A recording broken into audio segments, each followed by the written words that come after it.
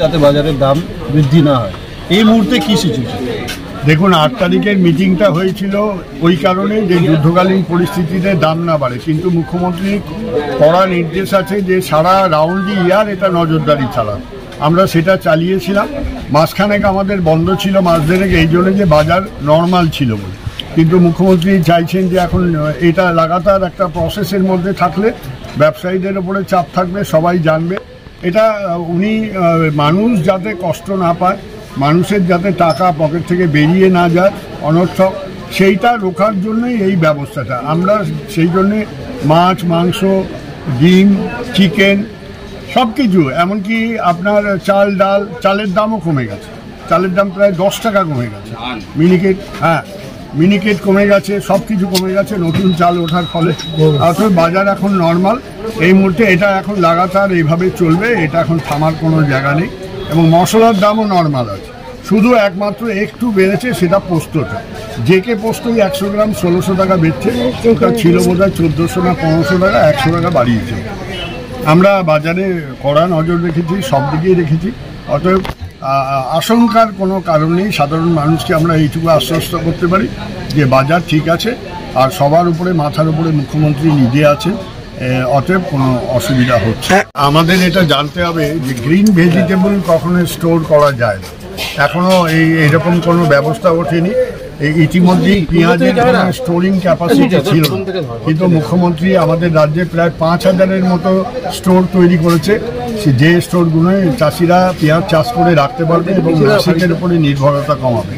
এইটা আমি এখানে আমাদের মানিকতলা বাজারের সেক্রেটারি আছে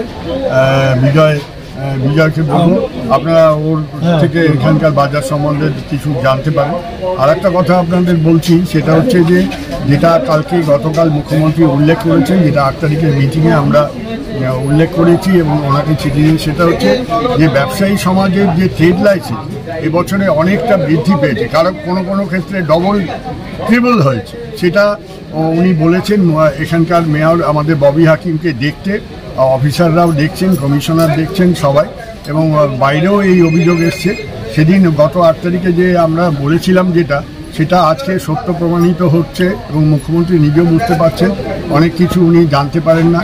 এই ধরনের মিটিংগুলো হলে ওনার পক্ষে গ্রাউন্ড রিয়েলিটি সম্বন্ধে অনেকটা উনি জানতে পারেন, শুনতে পারেন এবং ব্যবস্থা একটু সামনে। কেউ করছে, সবাই করছে না। এটার জন্য আমরা বাইরে একজনকে ধরেছি, তাকে বলেছি যে তোমাকে কোনো ভাড়া লাগে না, তোমার কোনো লাইসেন্স নেই, তুমি এখানে বিনা পয়সায় ফুটের ওপরে বসে মেন রাস্তার উপরে ব্যবসা করছো, এসব করলে কিন্তু তোমাকে পুলিশে ধরবে, বিপদে পড়বে। আমরা চাই না, আমরা নিজেরাও সব ব্যবসায়ী সংগঠনে যুক্ত, আমরা চাই না কোনো ব্যবসায়ীর ক্ষতি হোক, কিন্তু এটাও চাই না যে ব্যবসায়ীরা কেন অকারণ কোনো মানুষের উপরে সুযোগ নিক তাদের পরিস্থিতি এবং তাদের চাপে রাখে। এটা কেউ চায় না, মুখ্যমন্ত্রী এটা চান না বলেই এই ব্যবস্থা চলছে। বাজারের উপরে আমাদের নজরদারি না, এটা আমরা ঘুরে দেখছি, এটা করা উচিত না। যদি কোথাও করে থাকে সেটা অন্যায়, এর বিরুদ্ধে আমরা প্রতিবাদ জানাবো। 18 থেকে 20 টাকা, 18 থেকে 20 টাকার বেশি জ্যোতি আলু বিক্রি করা উচিত নয়। আর চন্দ্রমুখী আলু হয়েছে সরকারি ব্যাংক না, চন্দ্রমুখী একে নিচ্ছে, এটা নিয়ে আমাদের বিশাল কিন্তু হেডেক না। আমাদের হেডেক হয়েছে জ্যোতি আলু। জ্যোতি আলুর দাম ঠিক রাখা, পেঁয়াজের দাম তো এবার সত্যিই খুব কম।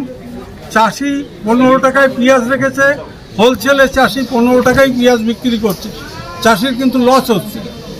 আজকে হাটে পটল বিক্রি হচ্ছে 8 টাকা, 9 টাকা, 10 টাকা। চাষি কি পাচ্ছে বলুন?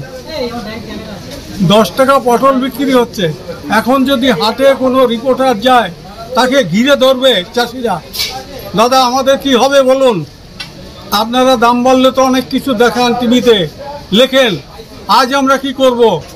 বিক্রি হচ্ছে না। এর কাছে ঘোরা মানে দোকানগুলোতে ঘোরা, সাধারণ মানুষকে একটা সচেতনতা করা। তারা দেখছে সরকারি লোক ঘুরছে এবং দোকানদাররাও একটা ভয় পাচ্ছে, যারা কালোবাজারি করার সুযোগ নিচ্ছে, যারা দাম বাড়াবার সুযোগ নিচ্ছে।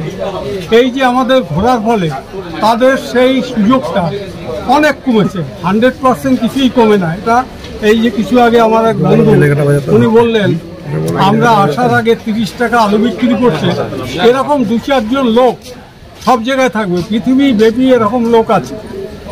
এটা আপনাকে খুঁজে খুঁজে বার করতে হবে, এদের আইডেন্টিফাই করতে হবে, এদের পরবর্তী টাইমে উপযুক্ত শাস্তির ব্যবস্থা করতে হবে। একটা হুম